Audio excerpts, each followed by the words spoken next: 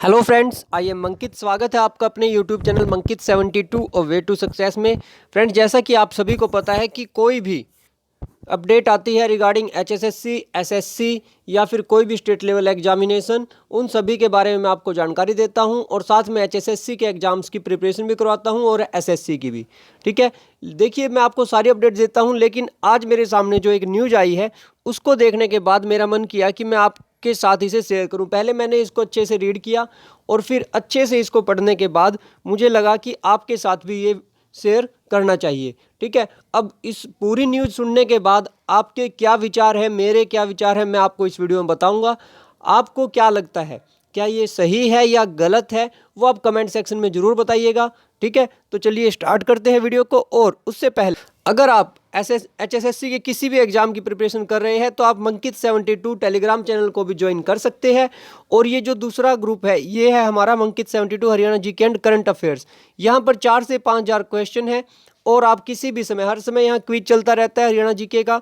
आप किसी भी समय यहाँ पर जब भी आपको टाइम लगे आप टेस्ट दे सकते हो। ठीक है, फ्री ऑफ कॉस्ट है, कोई चार्जेज नहीं है, आप इसे ज्वाइन कर सकते हो। तो चलिए अब मैं दिखाता हूँ आपको आज की न्यूज़। तो यहाँ आप देख सकते हैं हरियाणा में निजी नौकरियों में आरक्षण समझ से परे।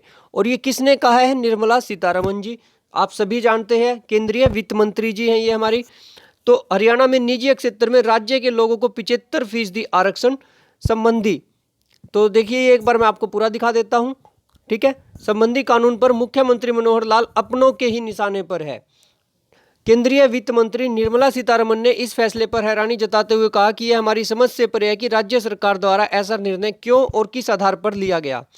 हरियाणा में भाजपा की सहयोगी जजपा के चुनावी वादे निजी क्षेत्र की नौकरियों में हरियाणा के युवाओं को 75% आरक्षण देने के को राज्यपाल सत्यदेव नारायण आर्य जी ने मंगलवार को मंजूरी दी थी। इसके तहत हरियाणा में जो भी नए उद्योग लगेंगे या पहले से स्थापित कंपनियों में नई भर्तियां होंगी उनमें 75% नियुक्तियां अनिवार्य होगी प्रदेश के युवाओं की।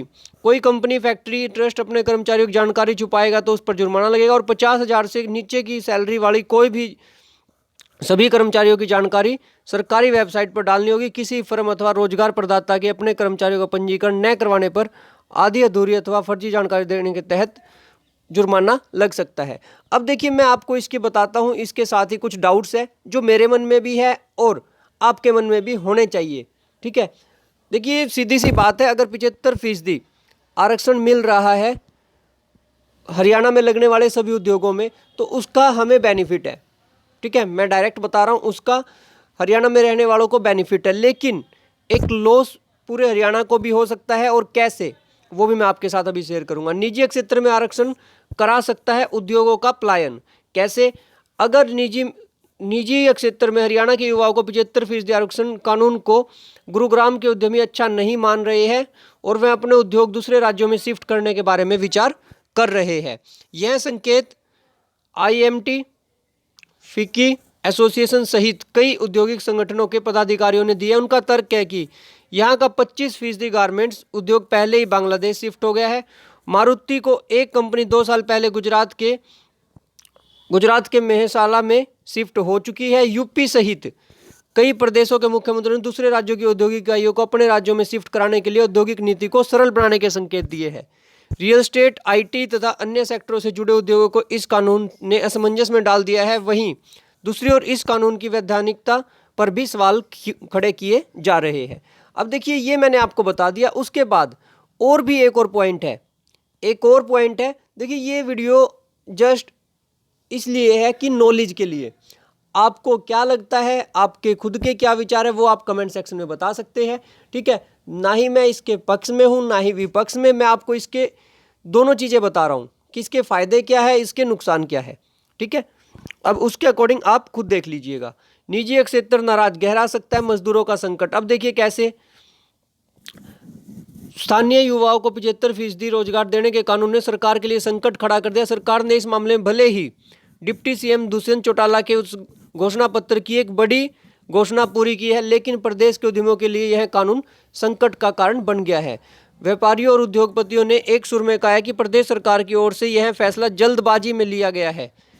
अगर ये लागू हो गया तो आने वाले दिनों में उद्योगों पर इसका विपरीत असर पड़ेगा। कुशल कर्मचारी कम हो जाएंगे और अप्रशिक्षित या फिर मजदूरी के लिए कमी हो जाएगी। यही नहीं, नए उद्योग स्थापित करने में भविष्य में परेशानी खड़ी हो सकती है।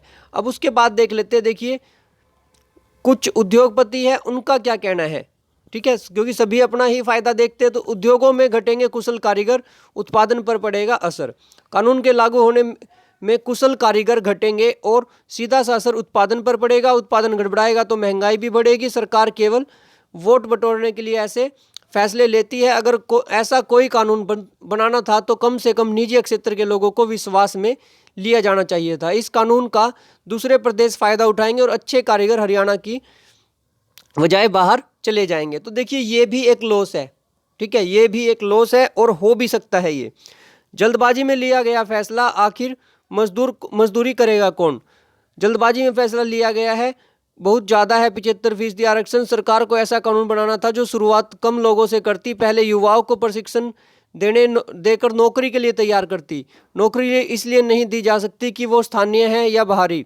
हरियाणा के लोग फैक्ट्री में मजदूरी नहीं करते हैं, ऐसे में उद्योगों में मजदूरों का संकट आ जाएगा।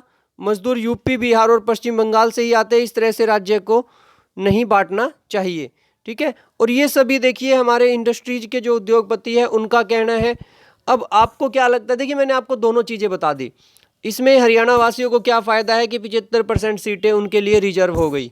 ठीक है, लेकिन उद्योगों को क्या नुकसान है और इसका नुकसान पूरे हरियाणा को क्या हो सकता है या उनका क्या कहना है, वो सारे व्यू मैंने आपको दे दिए हैं। अब आप अपना व्यू कमेंट सेक्शन में बता सकते हैं।